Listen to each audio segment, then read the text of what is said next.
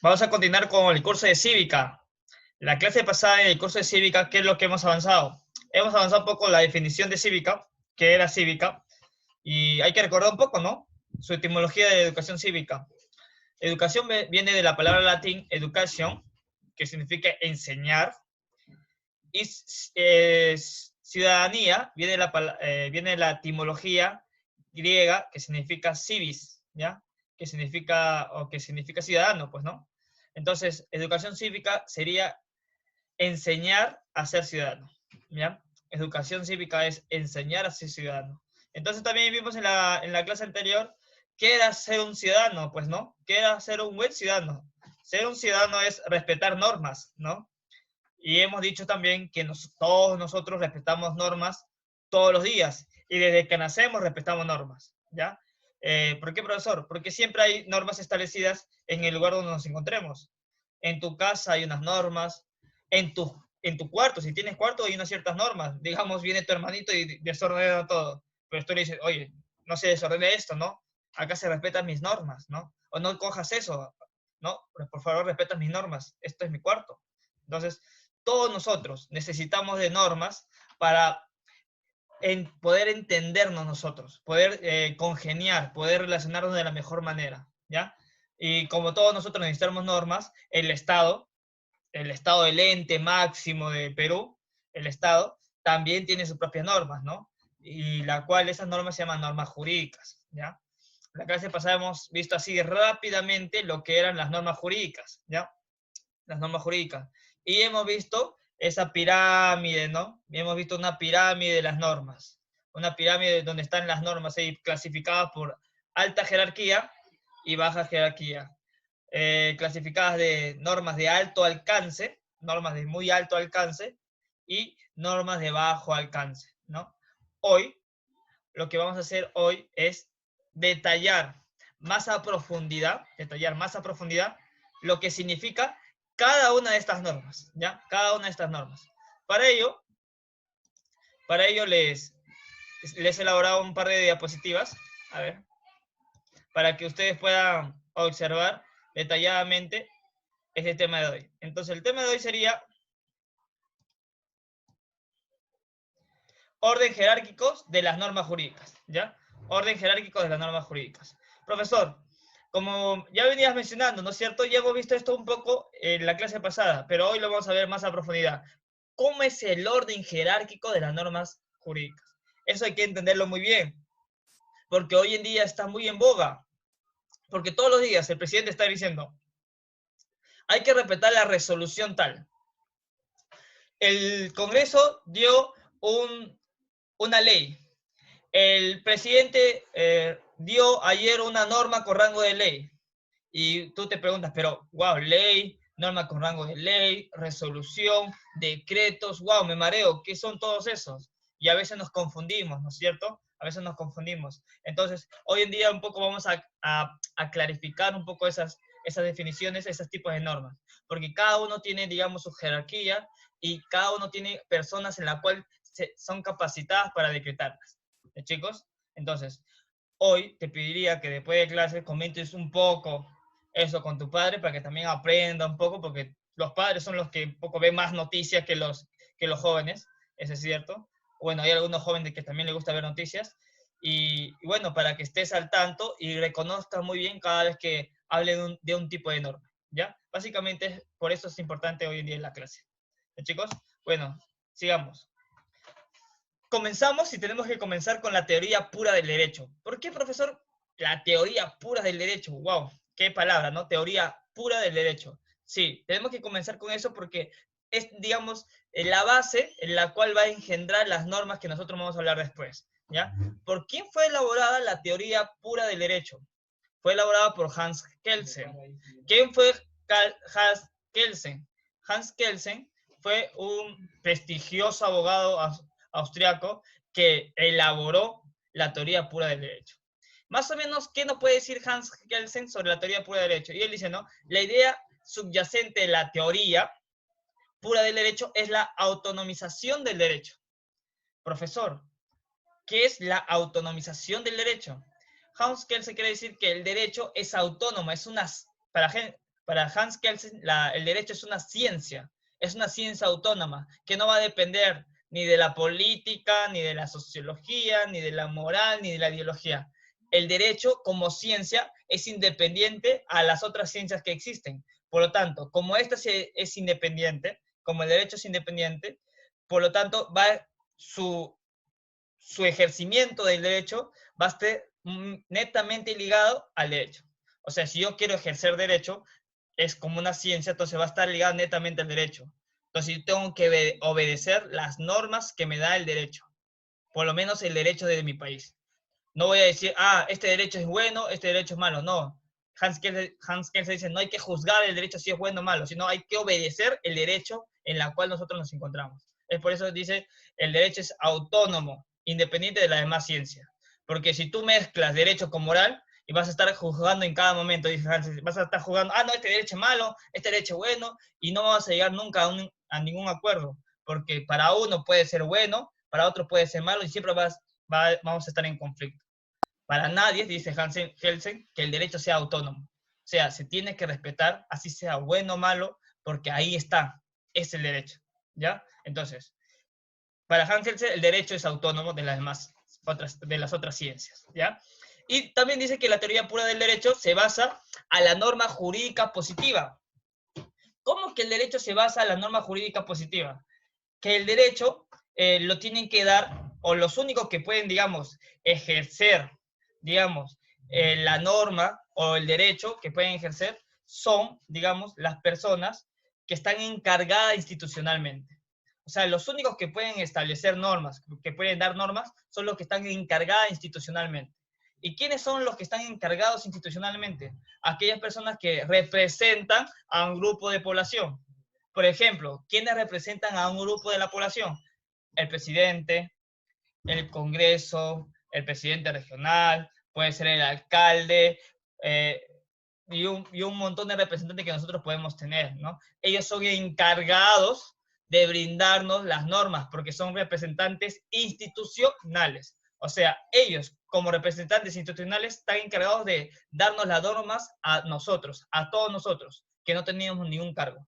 Por eso dice, la teoría pura de derecho se basa en la norma jurídica positiva. ¿Y quiénes son las normas, quiénes son la norma jurídica positiva? Todas las personas que están encargadas institucionalmente para brindar normas. ¿De chicos? Espero que se entienda esa parte. Entonces, profesor, si alguien me pregunta, profesor, entonces pregunto acá, ¿quién da las normas? Las personas que dan las normas son los encargados de una cierta institución y que representan a un cierto sector de la población. Esos son encargados de dar normas. Como repito, podría ser el presidente, el congresista, podría ser, digamos, el presidente regional, el alcalde, que son escogidos nosotros. Ahora, dueños de instituciones, por ejemplo, dueño de una institución del colegio, también da normas, porque es dueño y representa a un sector de la población. El presidente del barrio también puede dar normas, porque también representa. Y hasta inclusive tú, en tu cuarto, podrías dar una cierta norma, pero que no abarca para todos, sino para ti nomás. Pero los que son de rango así altos, de normas que abarcan para todos, son personas institucionalizadas. ¿Ya? Listo. Vamos, a ver, sigamos. Hans Kelsen también elabora su famosa pirámide de Kelsen. ¿Ya? Pirámide de Kelsen. ¿Qué dice esta famosa pirámide de Kelsen? Él dice esto, ¿no es cierto? Establece que las normas de mayor rango, de mayor rango normativo, establecen validez a las normas de menor rango normativo. O sea, las normas que se encuentran de mayor rango normativo, las que están acá en la cúspide, las normas que están de mayor jerarquía, van a establecer validez a las normas de menor jerarquía, las que se encuentran acá abajo, ¿ya? Entonces, estas normas de acá de mayor jerarquía van a dar validez a las normas que están acá. Ahora, eso dice la pirámide de Kelsen. Si una norma, digamos, no está ligada, si una norma que no está ligada a la norma jerárquica, si una norma no está ligada a la norma jerárquica, esa norma es inconstitucional. ¿Por qué esa norma es inconstitucional si no está ligada a la norma de mayor jerarquía? Porque todas las normas que están por debajo, repito, todas las normas todas las normas que están por debajo de la norma de mayor jerarquía tienen que establecerse según estas normas, ¿ya? Según esta norma de acá. Entonces, Hans Kelsen dice, las normas de mayor rango normativo establecen validez a las normas de menor rango normativo. Ahora, es decir, las normas de mayor jerarquía dan soporte a las normas de menor jerarquía. Las normas de mayor jerarquía dan soporte a las normas de menor jerarquía. ¿Eso qué quiere decir? De nuevo, repito, todas las normas que están debajo de la norma de mayor jerarquía tienen que estar ligadas a él. Todas que tienen que estar ligadas a él. Si algo no está ligado a la norma de mayor jerarquía, es inconstitucional. Es inconstitucional. Ahora, profesor, pregunto, ¿cómo se llaman las normas de mayor jerarquía acá, en el Perú? ¿Cómo se llama la norma de mayor jerarquía acá en el Perú? Las normas de mayor jerarquía acá en el Perú se llama la Constitución Política del Perú. Sí, la Constitución Política del Perú, mira, de acá. La Constitución Política del Perú se encuentran todas las normas, derechos, leyes que todo peruano tiene que obedecer. Estas son las normas de mayor jerarquía en el Perú, ¿ya? Todas las normas que están acá en la Constitución Política del Perú son las normas de mayor jerarquía en el Perú. O sea, si una norma no está ligada a la Constitución, a nuestra Constitución, va a ser inconstitucional. Un ejemplo para que un poco aterrizar un poco la idea de lo que estamos hablando. Digamos que en la Constitución, yo leo, y dice en uno de sus párrafos, todo peruano tiene derecho a la libre expresión en los espacios públicos. Todo peruano tiene derecho a la libre expresión en los espacios públicos, ¿ya? Ese es un derecho y está en la Constitución. Ahora, yo, alcalde de Ate-Vitarte, ¿ya? Yo, alcalde de Ate-Vitarte, todos me escogieron y yo voy a ser el alcalde de Ate-Vitarte. Y yo digo, una de las normas que yo voy a dar a mi distrito es, porque veo muchos chicos en la calle y no quiero que estén muchos chicos en la calle, porque estos chicos en la calle hacen desorden, me desordenan todo, me pisan los pastos, me hacen pintas y no quiero ver chicos en la calle. Entonces voy a dar una norma, que jóvenes de entre 14 y 18 años de edad no estén en la calle a partir de las 6 de la tarde hasta las 8 de la noche. No quiero que estén en la calle. Ni un chico de esa edad tiene que estar en la calle. Entonces, una persona que no sabe las normas que están en su constitución, una persona que no sabe las normas que están en su constitución, va a respetar lo que está diciendo ese alcalde. ¿Ya? Va a respetar. Entonces, si una persona supiera la constitución, supiera su derecho en la constitución, va a ir en la calle y le dice, un momentito, alcalde.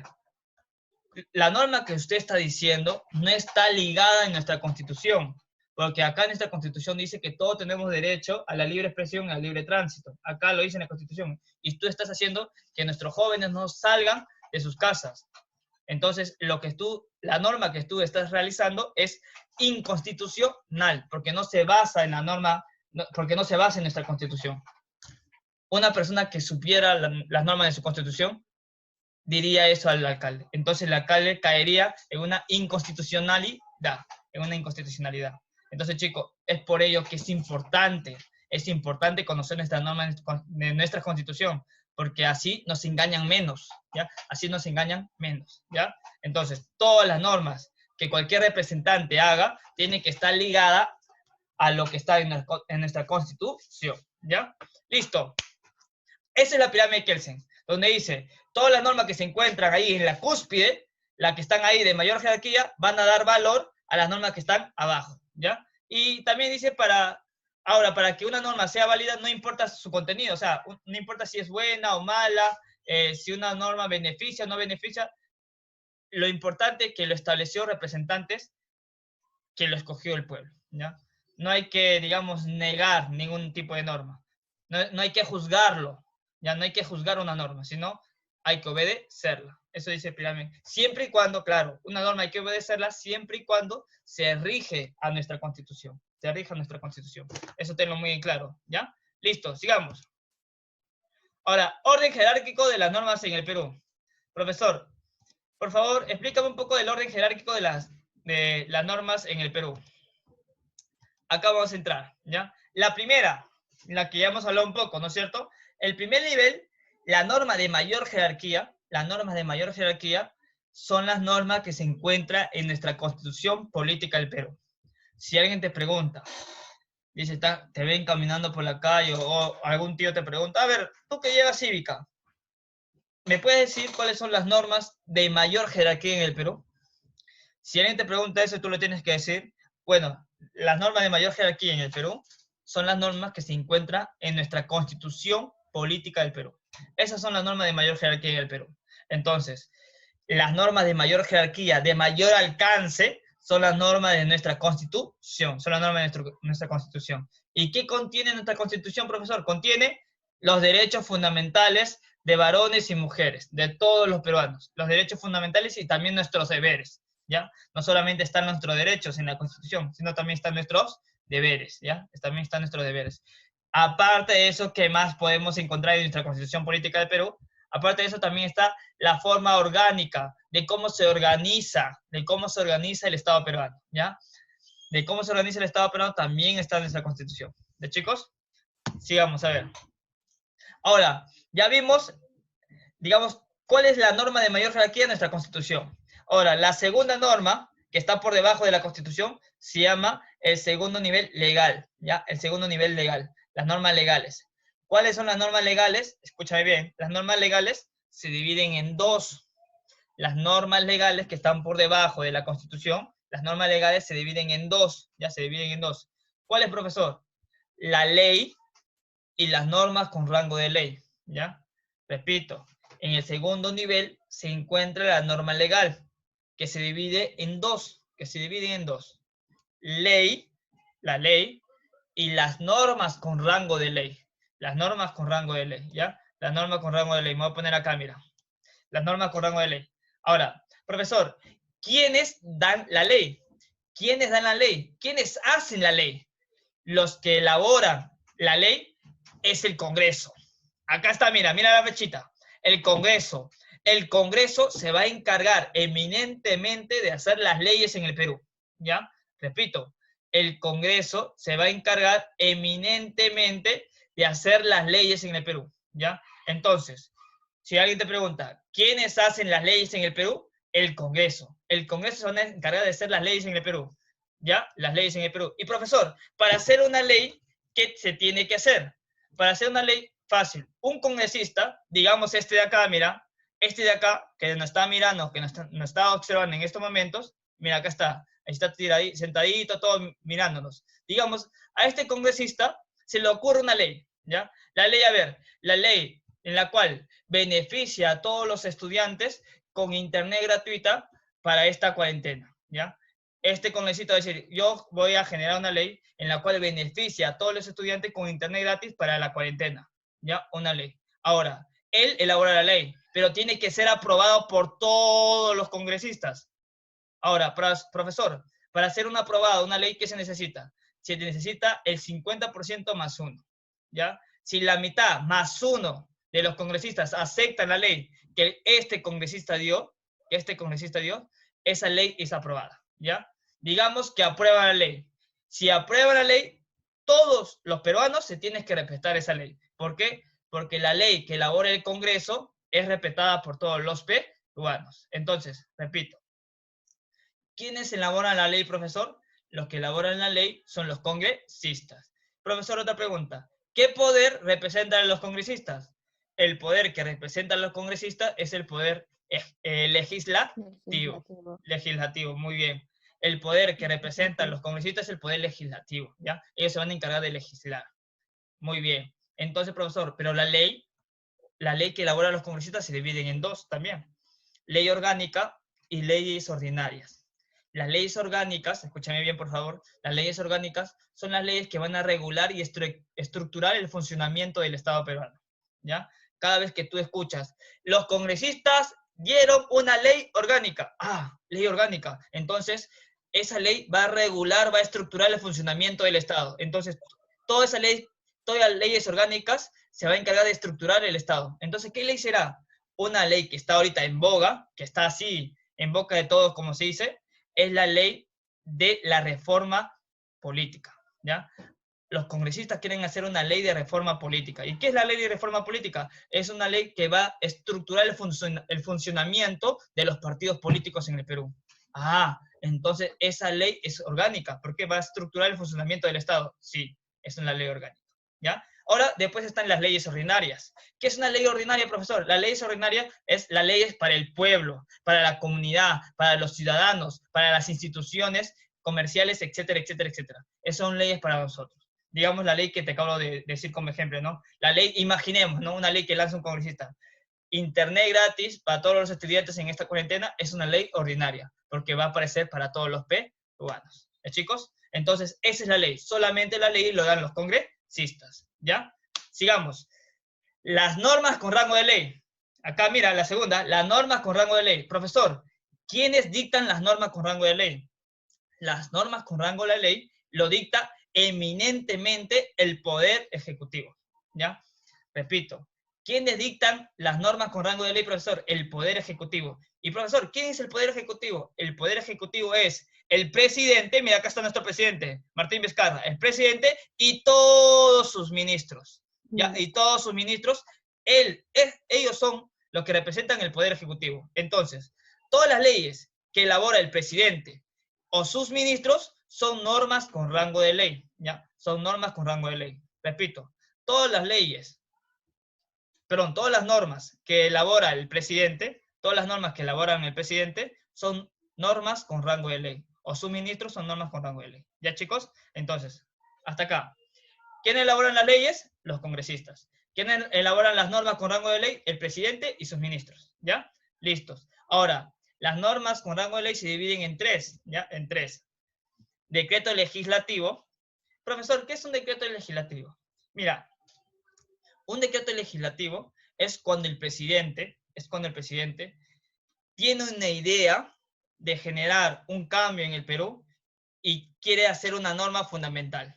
Para eso va a ir al Congreso, va a decir, va a tocar la puerta a los congresistas, va a decir, señores congresistas, disculpen un momento, disculpa que le interrumpa su debate, quiero proponerles una norma que he estado pensando y va a ser importante para el Perú. ¿Cuál es? Van a preguntar los congresistas. Ah, es una norma en la cual beneficia a todos los peruanos. ¿Cuál es? El bono universal. ¿Ya? Voy a hacer una norma que todos los peruanos tengan el bono universal en esta cuarentena. Y ahora, ese es un decreto legislativo. ¿Por qué? Cuando el presidente va y toca la puerta a los congresistas y le dice que va a generar una nueva norma, los congresistas, ahí ven los congresistas si lo aceptan o no, ¿ya? Si lo aceptan o no. Entonces, todo decreto legislativo es cuando el presidente, aprobado por los congresistas, realiza una norma, ¿ya? Repito, el decreto legislativo es cuando el presidente, aprobado por los congresistas, realiza una norma, ¿Ya, chicos? Ese es el decreto legislativo. Ahora, el decreto leyes, profesor, decreto leyes es un decreto, digamos, sui generis, algo, digamos, espontáneo que se da muy pocas veces. Bueno, en el Perú se dieron bastantes veces. Pues, decretos leyes es cuando alguien da un golpe de Estado, imaginemos, yo, el profesor Giancarlo, ya está cansado de nuestro presidente, ya quiere sacarlo ya. Entonces voy y le doy un golpe de Estado al presidente Martín Vizcarra y a todos sus ministros. Y yo me autoproclamo presidente del Perú. Entonces, todas las leyes y todas las normas que yo voy a dictar se van a llamar decreto leyes, ¿ya? Todas las normas que yo voy a dictar como golpista, como alguien que dio golpe de Estado, se van a llamar decretos leyes, ¿ya? Las decretos leyes solamente se dan en estados que se dieron por golpe de Estado, ¿ya? Y por último, y tal vez ahora el más importante, y el que está en boca de todos, es los decretos de urgencia, ¿ya? Vamos a explicar esto bonito. ¿Qué es el decreto de urgencia? El decreto de urgencia es cuando el país se encuentra en estado de crisis, ¿ya? Cuando el Perú se encuentra en una situación crítica, ¿ya? Puede ser por un fenómeno natural, o puede ser por un fenómeno económico, o puede ser por un fenómeno de salud, como estamos viendo ahora, que por la pandemia mundial del COVID-19, del coronavirus, el Perú se encuentra, digamos, en su momento de mayor crisis, ¿ya? Entonces, profesor, esto, lo que estamos viviendo ahora, hace que el presidente dé un decreto de urgencia, ¿ya? Realice un decreto de urgencia. ¿Qué es un decreto de urgencia? Es cuando se da, cuando el Perú se encuentra, digamos, en una situación crítica, ¿ya? Se da una situación crítica. El decreto de urgencia, digamos, dura máximo 60 días. Un decreto de urgencia dura como máximo 60 días, ¿ya? Más que como 60 días. Y su principal elemento es el estado de emergencia. El principal elemento de un decreto de urgencia es el estado de emergencia, en la cual el estado de emergencia hace que los peruanos se corten algunos derechos, para salvaguardar el interés del Estado y salvaguardar el interés del pueblo, ¿ya? Ese es un decreto de urgencia, ¿ya, chicos? Es por eso que máximo este estado de emergencia puede durar 60 días. Es por ello que seguramente el 10 de mayo se acabe el estado de emergencia, ¿ya? Es posiblemente que el 10 de mayo se acabe el estado de emergencia. Pero, profesor, y por eso no, todos vamos a salir a la calle y todos nos vamos a abrazar y todo. No, no. Se acaba el estado de emergencia, pero va a haber ciertas disposiciones del Estado en la cual va a regular la conducta de los ciudadanos, ¿ya? Va a regular la conducta de los ciudadanos. No es que el 10 de mayo se acaba todo y todo regresa a la normalidad, no. Porque todavía estamos viviendo el pico más alto del coronavirus, ¿ya? Se acaba el estado de emergencia, se acaba el decreto de urgencia, pero el Estado va a dar unas ciertas normas para regular la conducta para regular la conducta de los ciudadanos. ¿Ya, chicos? Entonces tenemos decreto legislativo, decreto ley y decreto de urgencia. ¿Ya? Sigamos. A ver. Entonces espero que se haya entendido el segundo nivel legal, donde están las leyes y las normas con rango de ley. ¿Ya? Listo. A ver, sigamos. Profesor, los reglamentos. ¿Ya? Los reglamentos. ¿Qué son reglamentos? Los reglamentos son, digamos, las disposiciones muy específicas que tiene cada norma, ¿ya? Repito, los reglamentos son disposiciones muy específicas que tiene cada norma, ¿ya? Un reglamento lo puede dar cualquier persona que fue, digamos, que fue escogida por participación ciudadana. O sea, todas las personas que fueron escogidas por el sufragio o voto pueden realizar reglamentos. ¿Y quiénes son esas personas que fueron escogidas por voto o sufragio? El presidente, los congresistas, los alcaldes, los presidentes regionales. Ellos pueden realizar los reglamentos. Inclusive los ministros también pueden realizar reglamentos, ¿ya? Hay, por ejemplo, reglamentos de decreto supremo que lo realiza el presidente, hay resolución suprema que lo realizan los ministros, hay resolución ministerial que también realizan los ministros, hay resolución directorial que también lo realizan los ministros. Y también hay reglamentos que realiza el gobierno regional y el gobierno local. Digamos, si yo digo, yo soy alcalde de Atevitarte, imaginemos, yo soy alcalde de Atevitarte y digo, ningún ambulante va a salir en este día de cuarentena, ninguno. Y dicto un reglamento, y ese reglamento solamente va a ser para mi sector, ¿ya? Para mi sector de Atevitarte. Por ejemplo, en el Agustino sí pueden vender los ambulantes porque ahí el alcalde no dice nada. En cambio, en Atevitarte, porque como yo soy el alcalde, he dado ese reglamento, ¿ya? He dado ese reglamento. ¿Ya, chicos? Listo. Entonces, el reglamento lo puede dar cualquier persona que es encargado institucionalmente y fue escogido por su sufragio, ¿ya? Listo. Cuarto nivel. Entran las resoluciones. Las resoluciones son normas que tienen por finalidad resolver casos particulares y concretos del ámbito de la administración gubernamental. ¿Qué es eso, profesor? Las resoluciones son normas muy particulares. Por ejemplo, y va a evidenciar, digamos, la particularidad en cada sector. Puede ser el sector educación, sector trabajo, sector agrario.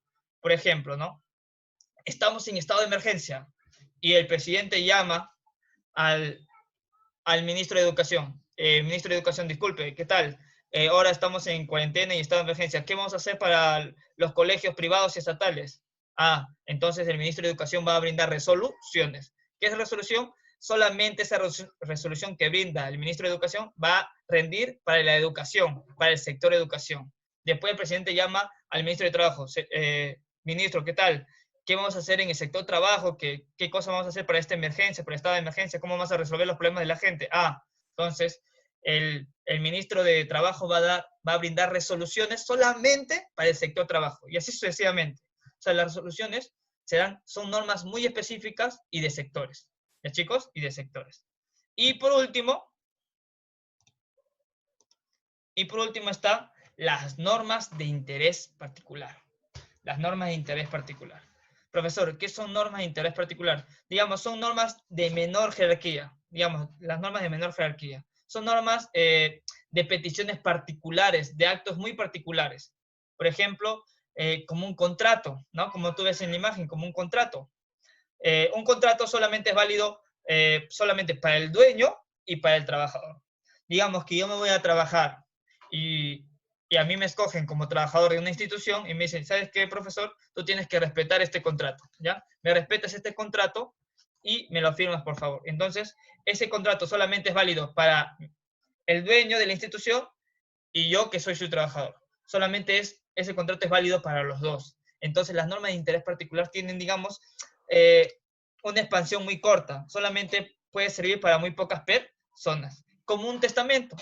Un testamento, digamos, que lo deja tu abuelita y dice, solamente dejo mis bienes para mis nietos y mis hijos. Y yo, que soy tu profesor, yo no tengo nada que ver en ese testamento. Por lo tanto, ese testamento es válido para ese grupo de personas. Nada más. Entonces, esa es norma de interés particular. ¿Por qué? Porque solamente es válido para muy pocas personas. ¿Ya? Muy pocas personas. ¿Ya, chicos? Entonces, espero que se haya entendido un poco esto. Entonces, tenemos, acá volvemos un poco de nuevo a la pirámide y repitamos de nuevo. La norma de mayor jerarquía y que todo el mundo tiene que respetar es nuestra Constitución, ¿ya? Y todas estas normas que están por debajo tienen que estar en base a esta Constitución del Perú, ¿ya? Después sigue la segundo nivel, que es el legal, donde están las leyes que lo elaboran los congresistas y las normas con rango de ley que lo elabora el presidente y sus ministros. El reglamento que lo elabora toda persona que es escogido por voto o sufragio, como el presidente, el congresista, el alcalde, el presidente regional, realizan reglamentos, ¿ya? Las resoluciones son normas muy específicas que realiza el ministro, ¿no es cierto? El ministro del sector educación, el ministro del sector agrario, el ministro del sector trabajo. Y las normas de interés particular son normas, digamos, para muy pocas personas, como un contrato, un convenio, un testamento, ¿ya? Bueno, chicos, espero que hayan entendido mejor los tipos de normas, Substituted for peace and love.